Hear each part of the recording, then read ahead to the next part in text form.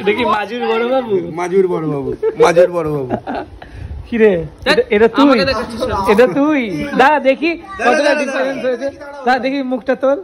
দাদা দাদা এ বাবা তখন হা করে থাকতো, এখনো হা করে। আজকে সারাদিন এত লাত খেয়েছি তো অনেকটা লেট হয়ে গেছিলো লাঞ্চ করতে, আর সকালে ব্রেকফাস্ট একটু দেরি করে করেছিলাম। প্রচণ্ড টায়ার্ড লাগছিল, অনেকটা দিন পর এত ভালো রেস্ট পেলাম। যাই হোক, এই হলো দুপুরের লাঞ্চ। অনেক কিছু আইটেম করেছিল কাকিমা, যেহেতু আজকে কাকুর বার্থডে ছিল, শাহরুখের জন্মদিনের পরের দিনই কাকুর বার্থডে। অনেক কিছু করেছিল, মাছের মাথা দিয়ে মুগ ডাল, 2 রকমের মাছ, আলু পোস্ত, বিভিন্ন ধরনের ভাজা, মাছের তেল, হ্যান ত্যান অনেক কিছু। সব কিছুতেই অসাধারণ। হ্যাঁ আমাকেও দিও না। আমার কিন্তু বলতে নেই টাচুট, আমার কপাল ভালো। তুষারের বাড়ি গেলেও যেমন কাকিমা যত্ন করে খাওয়ায়, শাহরুখের বাড়িতে আসলেও কাকিমা ঠিক তেমনই যত্ন করে খাওয়ায়। আমার বন্ধুগুলোর মাগুলো কিন্তু এত যত্ন করে আমাকে খাওয়ায় এবং এত ভালোবাসে, সত্যি হয়তো এটা ভগবানের অশেষ কৃপা এবং অনেক বড় পাওয়া। যাই হোক, চলে এসছে কাঁঠাল। আমি কাঁঠাল না ভুলেও না। ভালো আছিস না? বাঙালি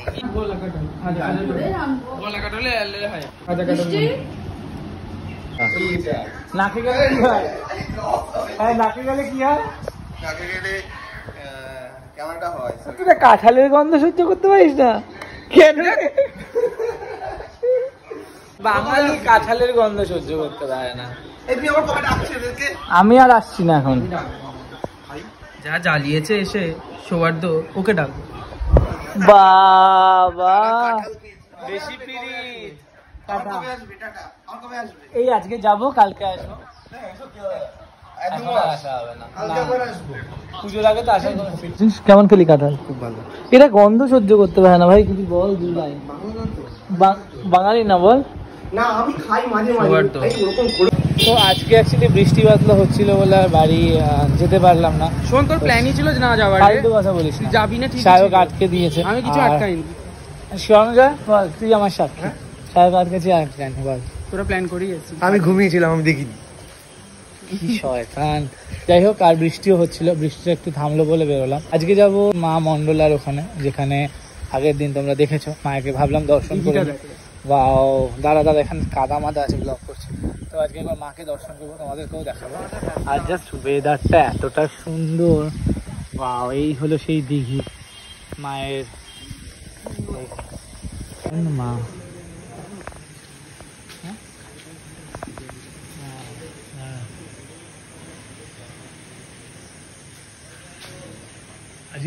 রেগুলার মায়ের পুজো হয় না ঠিকই, কিন্তু কেউ না কেউ এসে মাকে মালা দিয়ে সাজিয়ে যায়, আর খুব সুন্দর লাগছে মাকে। আজকে সব থেকে বেশি ফাঁকা বলে এত ভালোভাবে দর্শন করতে পারছি। এত সুন্দর লাগছে মাকে সামনে থেকে দর্শন। আর পুরো দেখো এরিয়াটা পুরো ফাঁকা। আগের দিন কি দেখেছো? মেলাটা এইদিকে বসেছিল না? এই দিক দিয়ে না, ওই যে নাগরজোনা ফাঁকা, ওটাও একটা পুকুর। ওকে, বলছিলাম এটা কি? এটা পঞ্চানন্দ। ও মানে পঞ্চানন্দ, এটা কি ঠাকুর? না, মায়ের ভৈরব তো ওই যে উনি ওখানে আগের দিন দেখালাম। এটা তাহলে ওকে শুদ্ধ শিলির কাছে। বাড়িতে ফিরে শুরু রাত্রের ডিনার, আর আমি লুচি আর এই যে আলুর তরকারিটা দেখছি, এটা ওদের যে রান্না করে সেই দিদির স্পেশাল বলে শায়ক বলেছিল, অ্যান্ড কাকিমা এটাকে বানিয়ে রেখেছে। এত ভালো হয়েছিল এই লুচি তরকারিটা, মানে জাস্ট কোনো কথা না, সত্যিই খুব সুন্দর হয়েছিল। আজকে সকাল সকাল বেরোবো, আর এখন বাজে 7:30-8টা। কাকিমা ঠিক যত্ন করে আমাদের জন্য, আমার আর রণজয়ের জন্য ডিম টোস্ট আর আম কাঁঠাল সব দিয়ে দিয়েছে। তো আমি এসেছি বৃষ্টি মাথায় নিয়ে, আর আমরা যাচ্ছি বৃষ্টি মাথায় নিয়ে। আর এই এত ল্যাব সকাল থেকে বেরোতে বেরোতে যথারীতি দেরি করেছে। এখন নাকি অফিস যাবে হাফ প্যান্ট পরে। ঠিক আছে, সাবধানে যা, গিয়ে ফোন করি। কিসে যাবি? আরে ভাই, গরিব মানুষ ভাই, বাসে যাবো। এই গরিব মানুষ বাসে যাই, হাত দেখলে গরিব বাসে যাবো। যা, সাবধানে যা, টাটা।